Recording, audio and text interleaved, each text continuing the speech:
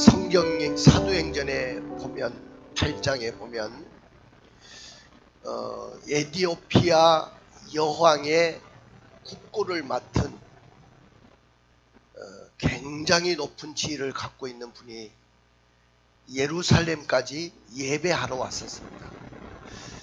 예루살렘까지 예배하러 왔는데 이방인이기 때문에 성전에 들어갈 수가 없었고 이방인의 뜰에서 멀리서 예배를 드리게 됩니다. 하나님이 그 마음을 보신 거예요. 에티오피아가 어디입니까? 얼마나 먼 거리를 왔겠습니까?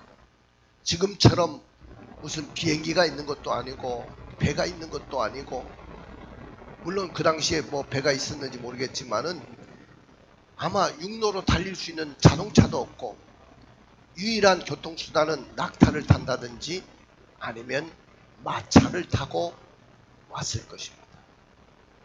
한 가지 이유 때문에 그 먼 길을 온 거예요. 그것은 뭐냐면은 예배를 드리기 위해서 왔다는 거예요. 우리가 하나님 앞에 예배의 가치를 안다고 한다면 그건 시간이 문제가 아니고 물질이 문제가 아닙니다.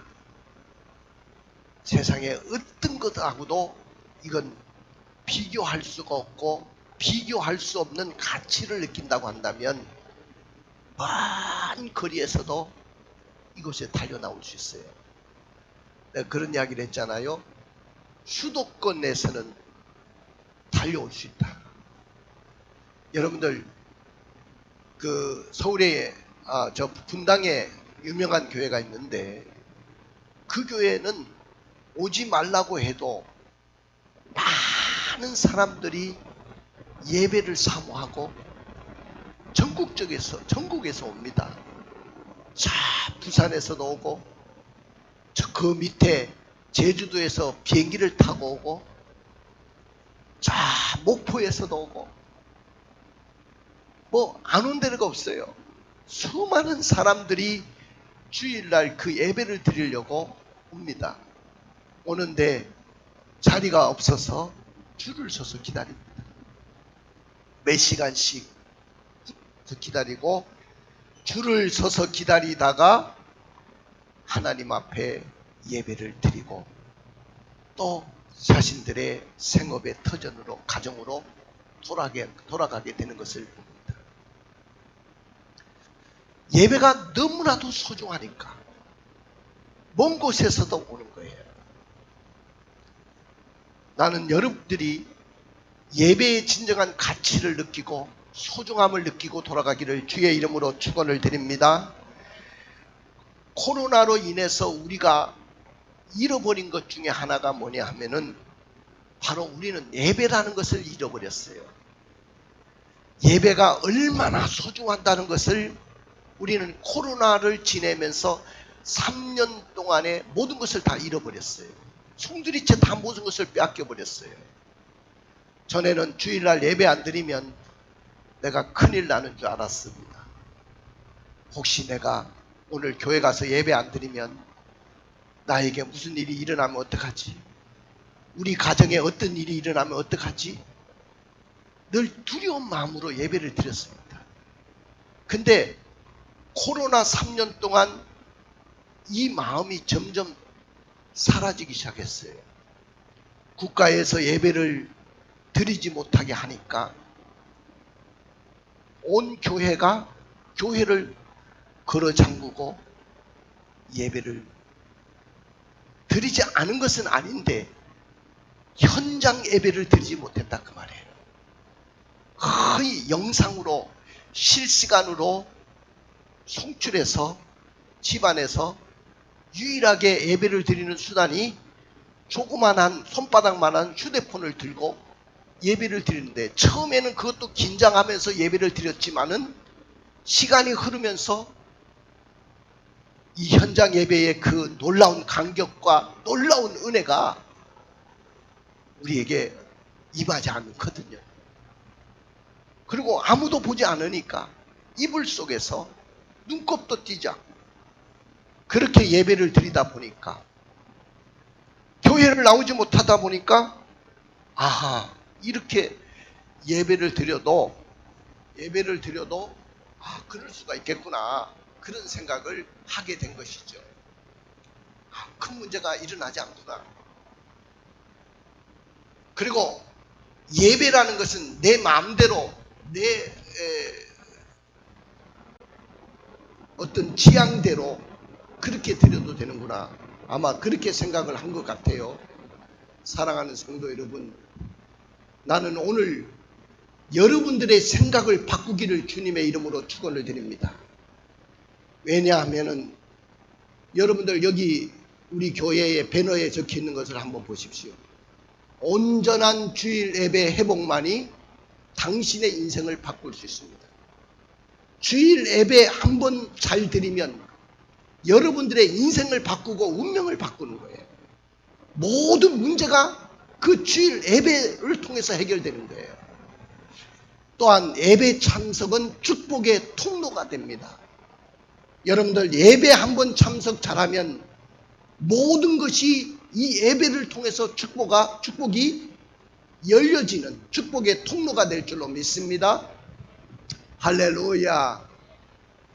여러분들 졸음과 잡담과 산만은 사탄의 전략입니다. 예배 오셔가지고 졸다가 가면 아무 의미가 없는 거예요. 무조건 교회 와서 졸기 시작하는 이유는 마귀의 전략입니다. 졸게 만들고 잡담하게 만들고 산만하게 해서 예배를 못 드리게 하는 거예요. 여러분들 예배의 비전은 치료와 감동과 축복이 넘치는 거예요. 믿으십니까?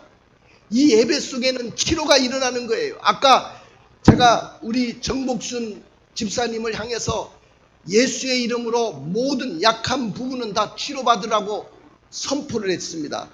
그대로 될 줄로 믿습니다. 치료의 역사가 이 예배를 통해서 일어나는 거예요. 이걸 경험한 사람들은 예배를 드리지 않을 수가 없어요. 현장 예배에 나오지 않을 수가 없어요. 그 다음에 예배를 드리고 나면 감동이 밀려옵니다.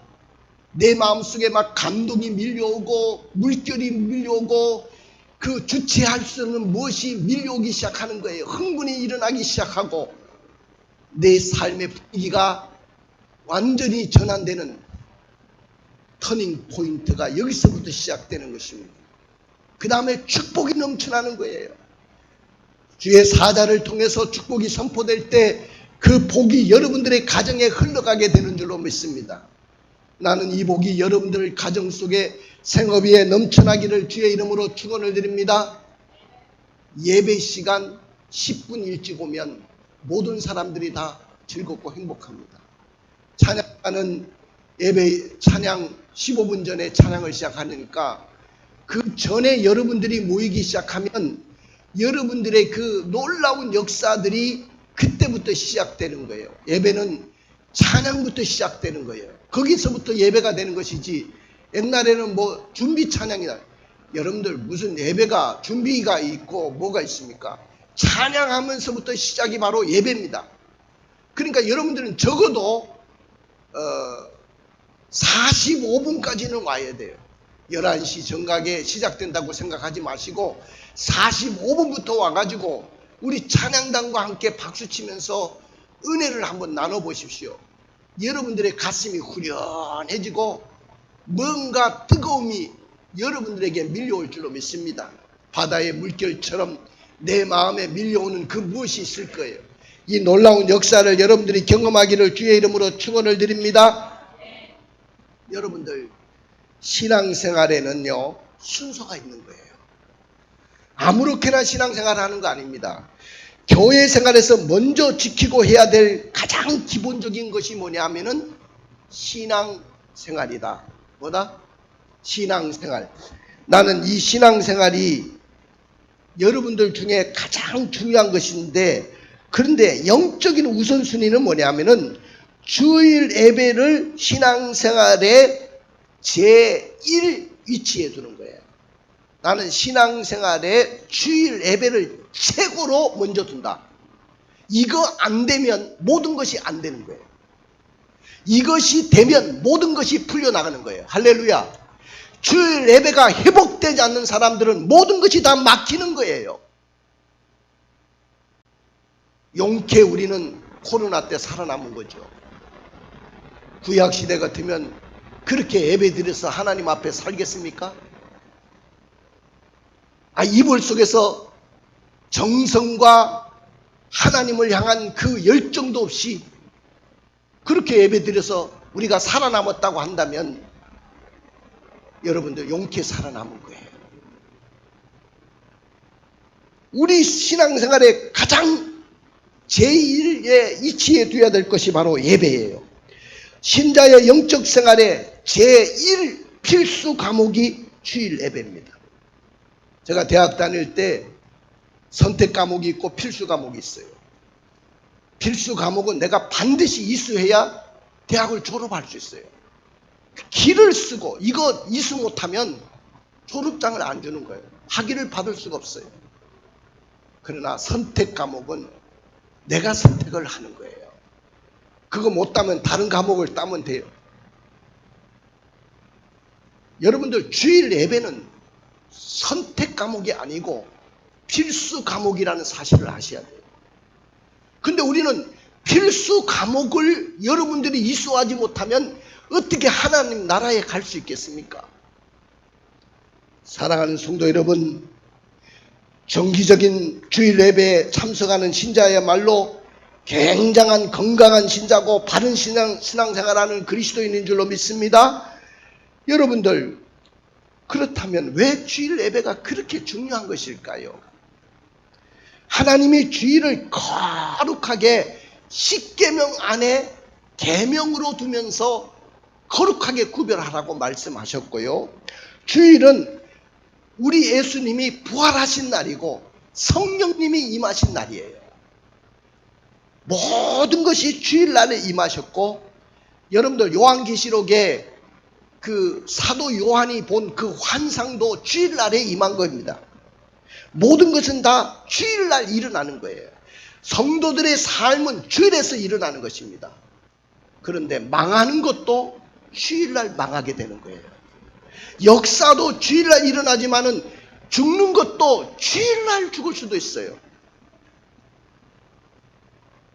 여러분들, 서해 페리에 페리오를 타고 옛날 우리 교회에 잠깐 오셨던 장로님 고향이 거기인데 아버지가 돌아가셔가지고 제가 장례 치러 갔는데 그 배를 타고 막 갔는데 그 구간에서 중간 바다에서 주일날 배가 뒤집힌 겁니다. 200명 정도가 타야 될 배가 350명 정도가 탔어요. 그날 주일날이었습니다. 시간은 11시, 우리가 예배드리는 시간하고 비슷해요. 거기에는 여행 가는 사람들, 낚시하는 사람들, 또 그 주민들도 있겠죠. 배가 뒤집어졌어요. 근데 안타까운 것은 교회 장로님도 그 가운데 끼어서 돌아가셨다는 안타까운 소식도 들었었어요. 교회 장로가 예배당에 나와서 예배드려야 되는데 왜 페리오를 타고 거기 간 거예요? 왜 낚시노로 간 것입니까? 저는 도저히 이해가 안 되는 것입니다. 사랑하는 성도 여러분, 주일 예배가 이토록 중요한 거예요. 의무적이고 율법적이고 수동적인 신자로 만들기 위한 것이 아니고 이 예배는 하나님과의 관계를 만들어내기 위해서 예배를 드리는 거예요. 예배 속에 하나님과의 친밀한 관계를 유지할 수 있고 하나님이 공급하시는 영적인 힘을 여러분들이 얻을 수 있는 것입니다. 하나님과의 관계를 유지하려고 하면 여러분들은 예배 시간에 예배 자리에 나와야 돼요. 주일 예배 회복이 모든 것의 회복입니다. 온전한 주일 예배 회복만이 당신의 인생을 바꿀 수 있습니다. 그런데 오늘 이것을 알면서도 주일 예배가 회복되지 않는 것은 도대체 무슨 이유 때문일까요? 믿음의 열정이 식어졌습니까? 아니면 주일 예배에 대해서 그렇게 중요하다고 생각하지 않았습니까? 온전한 주일 예배 회복만이 나의 인생을 바꿀 수 있다고 여러분들은 생각하십니까?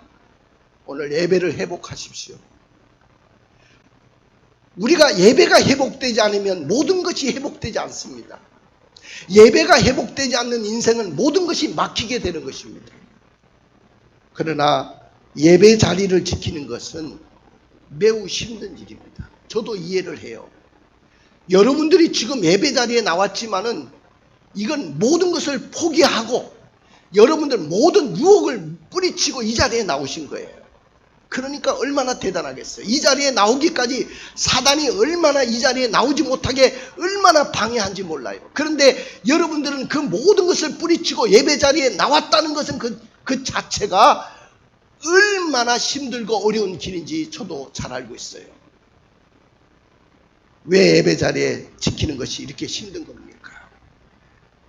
우리는 너무나도 세상 일에 피곤하고 또 바쁩니다. 세상 일에 너무 바쁘게 지나다 보니까 육신도 피곤한 거예요. 비즈니스 하러 사람들을 만나기도 하고 사회생활 속에 얼마나 업무들이 많습니까?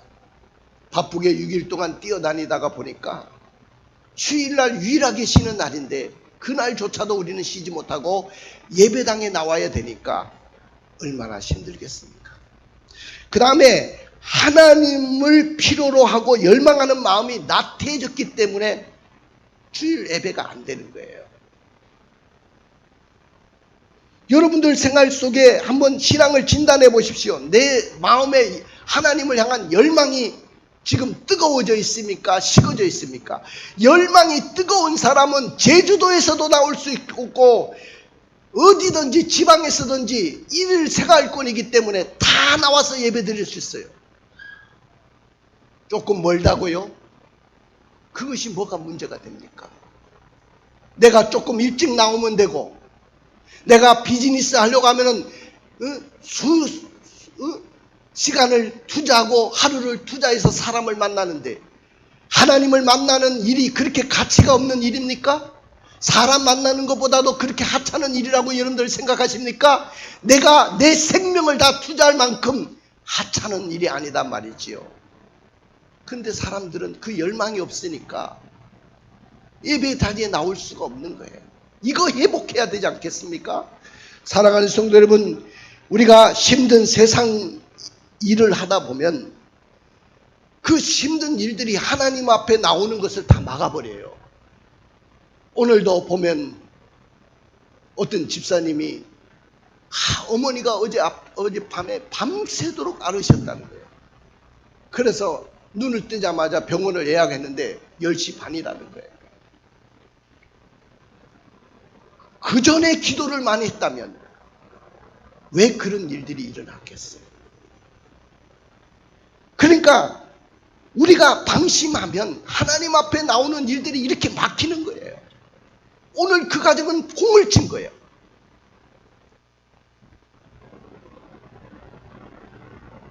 예배 자리에 나오려고 하면 일이 더 바쁩니다. 처리해야 될 일들이 너무 많아요. 만나야 될 사람들이 너무 많아요. 가야 될 곳도 많습니다. 그 다음에 우리가 세상의 유혹을 뿌리치기가 너무 힘든 거예요. 세상에는 얼마나 유혹이 많은지 몰라요. 예배 자리에 나오려고 하면 나를 나오지 못하게 하는 유혹들이 너무 많아요. 주일날 친구가 전화가 옵니다. 교회 나오려고 마음먹었는데 야 자네 뭐 하는가?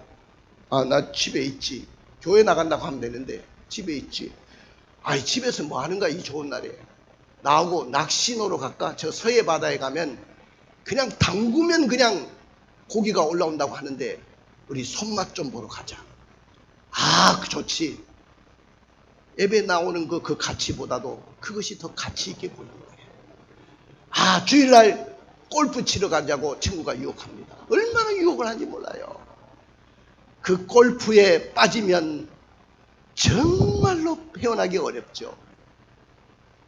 여러분들 그 필드를 밟고 다니는 그 기분이라는 것은요, 이건 상상을 초월하는 것입니다. 제 동생들이 고종사촌 동생들이 다 프로예요. 프로 골프예요. 4명이 다 프로 골프입니다.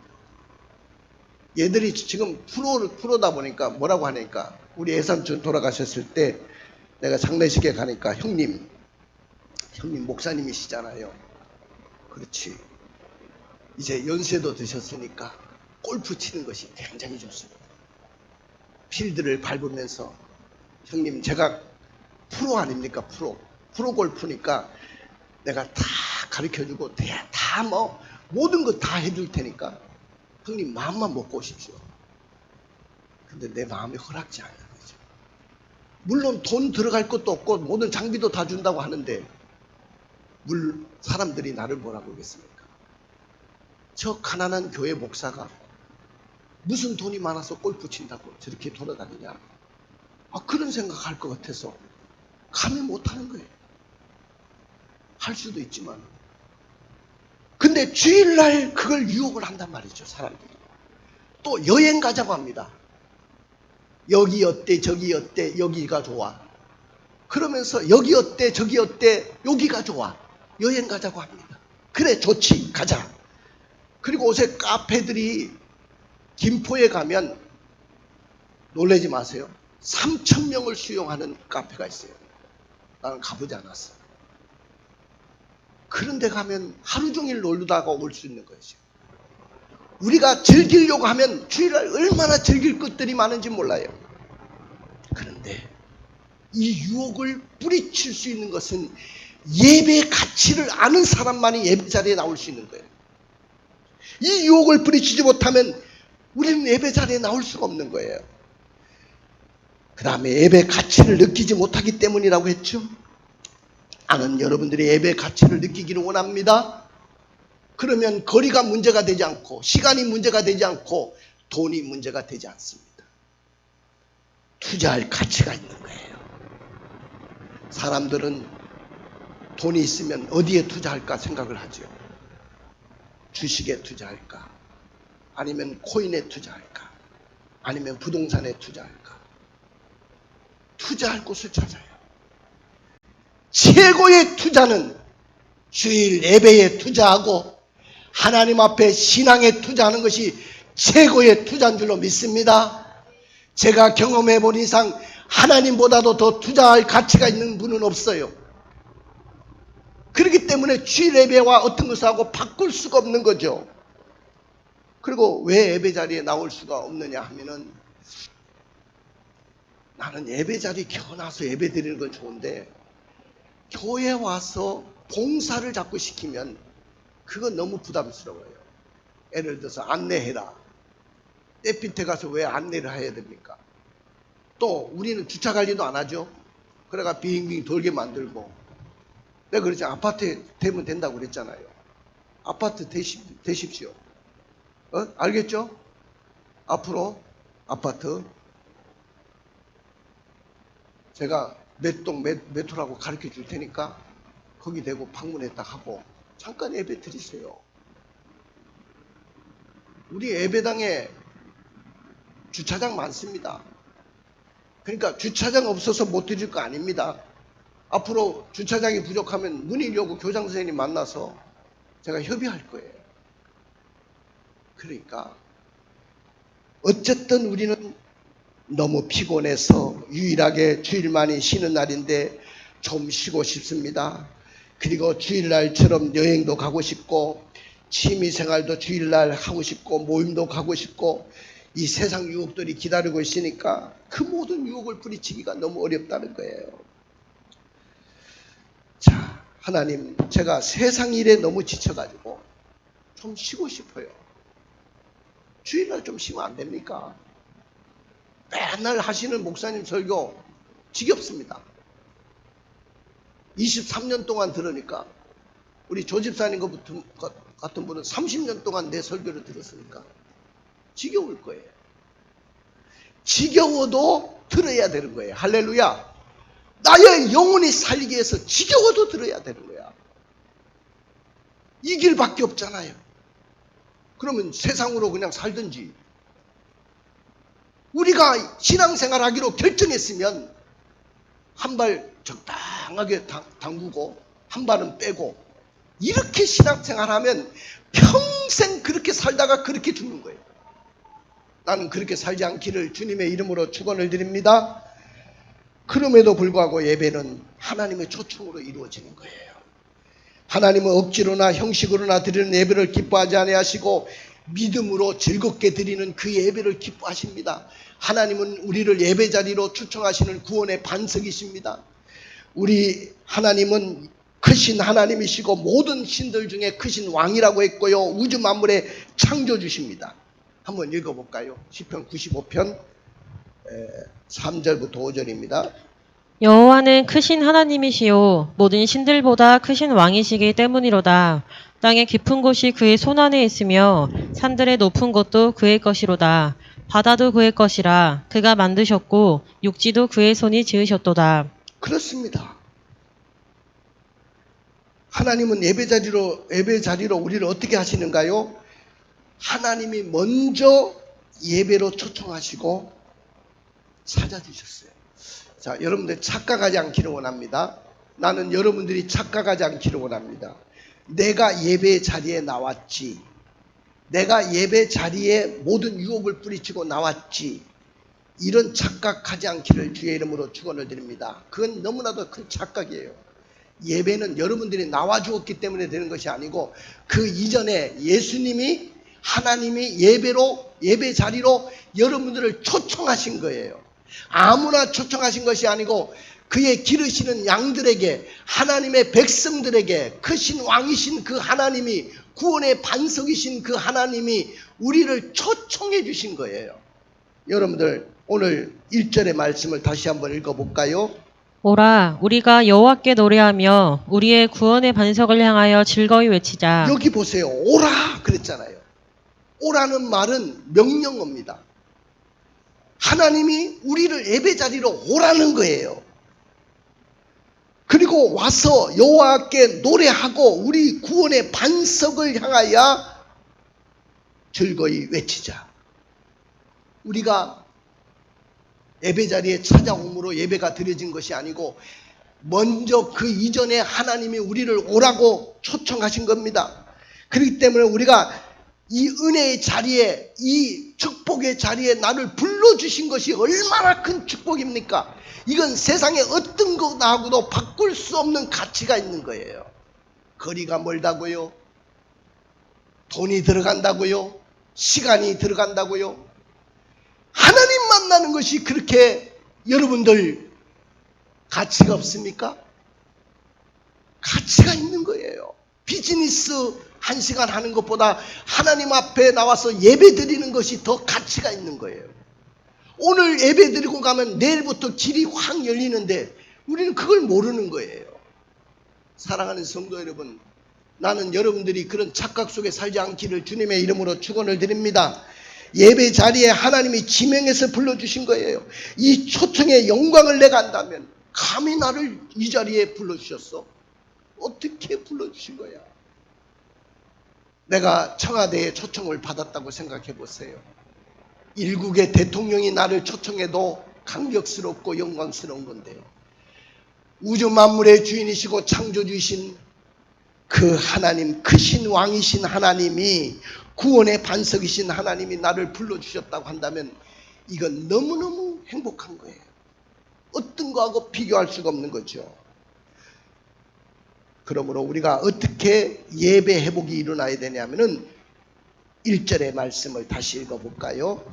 오라 우리가 여호와께 노래하며 우리의 구원의 반석을 향하여 즐거이 외치자. 그렇습니다. 구원의 반석이신 하나님께 노래하며 그 앞에 나가자는 거예요. 신령과 진정으로 하나님 앞에 드리고 우리의 예배는 슬픔의 예배가 아니고 기쁨의 예배입니다. 주님 나를 구원하셨으니 어찌 기쁘지 않으랴. 구원의 그 하나님 때문에 춤추겠다고 고백했지 않습니까? 우리 지난 시간에 주 나를 구원했으니 어찌 기쁘지 않을까? 춤추며 나가겠다. 그러니까 내가 가만히 보니까 지금 시리즈로 설교를 하는데 주여 이제 회복하게 하소서 하고 3시간을 했는데 이 밑에 있는 10가지는요 첫 번째 첫사랑을 회복하고 구원의 간격을 회복하지 않으면 이 밑에 10가지는 회복되기가 어려운 거예요. 그러니까 제일 중요한 설교가 뭐냐면 첫 시간에 했던 건 첫사랑을 회복해라. 두 번째 중요한 것이 뭐냐면 구원의 간격을 회복하는 거예요. 이 첫사랑과 구원의 간격만 회복되면 예배는 저절로 될 줄로 믿습니다. 주일 성수 어렵지 않습니다. 교회 사랑하는 것, 성숙의 여유를 갖는 것, 분위기를 반전시키는 것, 비전을 붙들고 달려갈 수 있는 것, 재정의 복을 회복할 수 있는 것, 관계를 회복하고 전도의 열정을 가지고 성경 기둥으로 내가 거듭나는 것, 이 두 가지만 회복되면 그냥 되는 거예요. 그러니까 이 두 가지가 그렇게 중요한 거예요. 첫사랑을 회복하고 구원의 간격을 회복해야 된다는 거예요. 그 다음에 감사함으로 그 앞에 나가야 됩니다. 2절입니다. 읽어볼까요?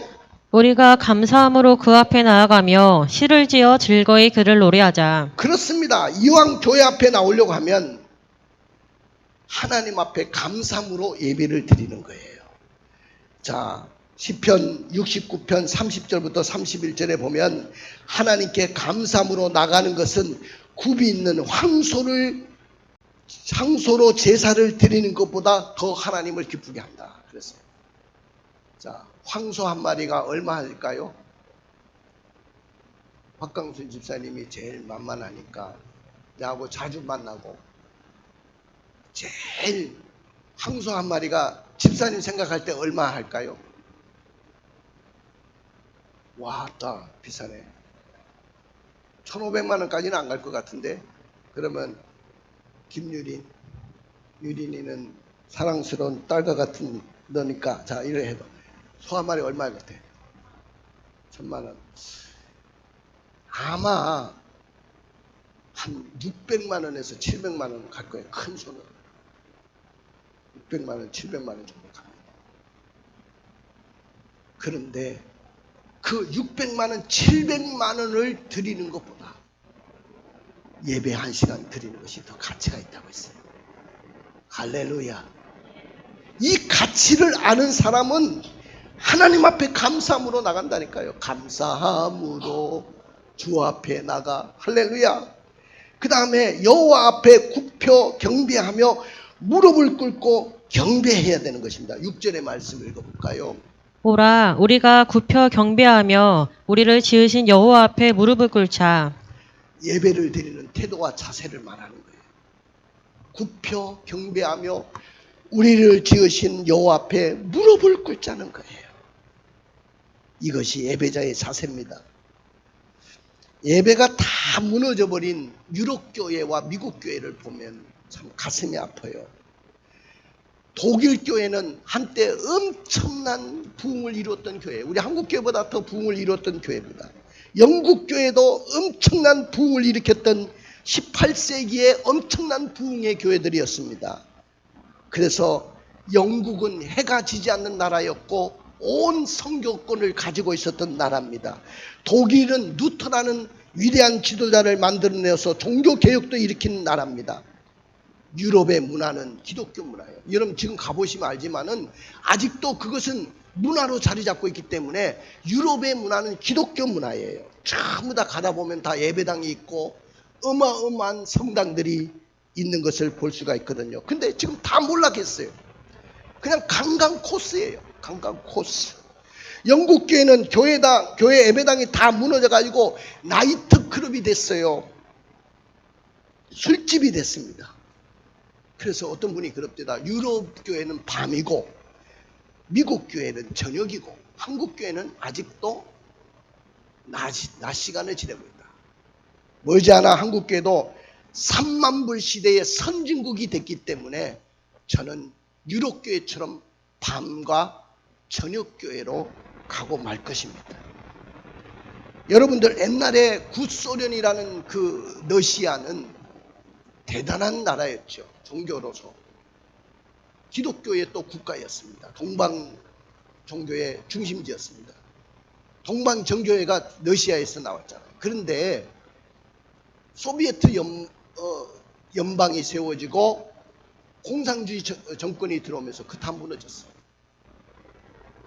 나는 러시아는 오래 견디지 못할 거라고 저는 봅니다. 껍데기만 지금 강대국이죠. 지금 우크라이나에게도 지금 막 당하고 있잖아요. 전쟁이 일으켰다고. 진짜 강대국이면 3일 만에 끝내버려야 돼요, 전쟁. 할렐루야. 근데 그렇게 어렵잖아요, 지금. 자, 중국이라는 나라, 인구도 많고 대단한 나라죠. 그러나 여러분들 공산혁명이 일어나면서 교회가 다 무너졌어요. 자, 북한이라는 나라는, 평양은 한국의 예루살렘이에요. 어마어마한 북한에는 교회들이 있었어요. 근데 목사들을 다 숙청하고 교회 예배당을 다 공장으로 바꾸고 다 무너뜨렸어요. 성도들은 다 지하에 숨어서 지금 신앙생활하고 있습니다. 북한은 세계에서 제일 가난한 나라가 됐어요. 사랑하는 성도 여러분, 3만 불 시대를 조심해야 됩니다. 돈 자랑하지 마세요. 이번에도 보니까 잼버리 한데 보니까 그 행사를 제대로 못하니까 막 어마어마한 돈을 들여가지고 호텔 다 해주고 차로 막 공항까지 다 모셔다 드리고 그 다음 관광 다 시켜주고 돈이 많으니까 할 수 있잖아요. 돈 자랑하지 않기를 원합니다. 우리는 돈으로 영혼을 살 수가 없고 돈으로 생명을 살 수 없고 돈으로 은혜를 살 수가 없는 것입니다. 예배를 통해서 여러분들은 은혜를 받게 되는 것입니다. 따라해 봅시다. 예배는 회복돼야 됩니다. 그렇습니다. 예배는 회복돼야 되는 거예요. 세상 일에 피곤하고 바쁘더라도 예배는 회복돼야 되는 것입니다.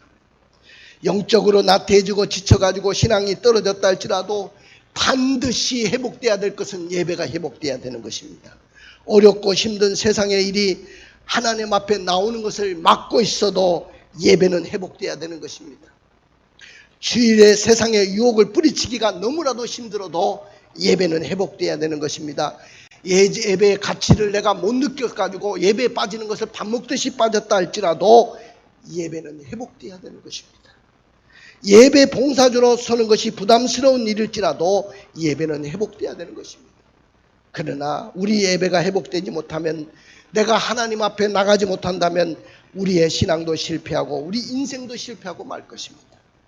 예배가 성공하면 신앙생활도 성공할 것이고, 신앙이 성공하면 바로 인생의 성공자가 될 것입니다. 할렐루야. 그러므로 예배는 회복돼야 됩니다. 예배가 회복되면 어떤 축복이 있는가요? 영적으로 충족함과 평안과 기쁨이 이루어집니다. 내 영혼이 잘된 것 같이 범사가 잘되고 강건해질 줄로 믿습니다. 삶의 모든 필요가 예배를 통해서 공급받을 수 있어요. 예배의 회복은 모든 것이 회복됩니다. 예배가 회복되면 가정이 회복될 줄로 믿습니다. 예배가 회복되면 모든 문제가 회복받을 줄로 믿습니다. 예배가 회복되면 자녀의 문제도 회복받을 것입니다. 예배가 회복되면 건강의 문제도 회복받을 것입니다. 예배가 회복되면 인간관계도 회복받을 것입니다. 예배가 회복되면 재정의 문제도 회복받을 것입니다. 예배가 회복되면 사업의 문제도 회복받을 것입니다. 예배가 회복되면 모든 전반의 회복이 일어날 줄로 믿습니다. 그리고 하나님의 신비함이 이 예배를 통해서 내가 경험될 것입니다. 약한 자가 강해지고 가난한 자가 부해지는, 눈먼 자가 눈을 뜨게 되는 역사가 일어날 것입니다. 우리 조카가 결혼한 지 5년이 지났는데 아기를 못 가졌어요. 시험관 아기를 해보려고 아무리 시도해도 아기를 못 갖는 거예요. 마지막에 작은 아버지 기도받고 싶습니다. 기도 한번 해주세요. 헤어지는 순간에 그래서, 그러냐, 니네 차에 가자. 그래서 두 부부를 머리에 얹고 손을 기도했습니다. 주님, 이 아들과 딸에게 자식을 한 번에 그냥 배로 주십시오. 할렐루야. 하나님이 역사하실 줄로 믿습니다. 그랬는데 바로 아기가 들어서서 쌍둥이가 났는데, 나는 세계에서 그렇게 건강한 애는 처음 봤어요. 나중에 내가 사진 한번 띄워줘서 보여줄게. 그 사람들은 잊을 수가 없어요.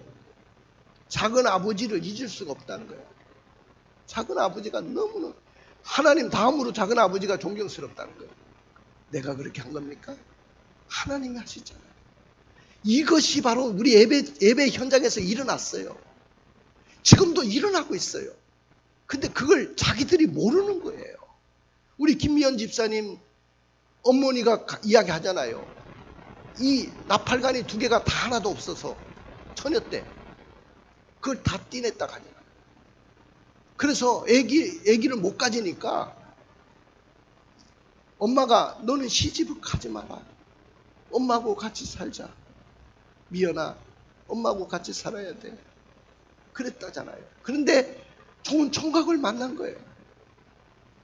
김명규 집사를 만났어요. 김명규 집사가 왔는데 그랬다는 거예요. 미연이가 아기를 못 갔는데 너 아기 가질 수 있니? 안 가져도 괜찮니? 예, 안 가져도 괜찮습니다. 나 미연이하고 결혼하면 좋습니다.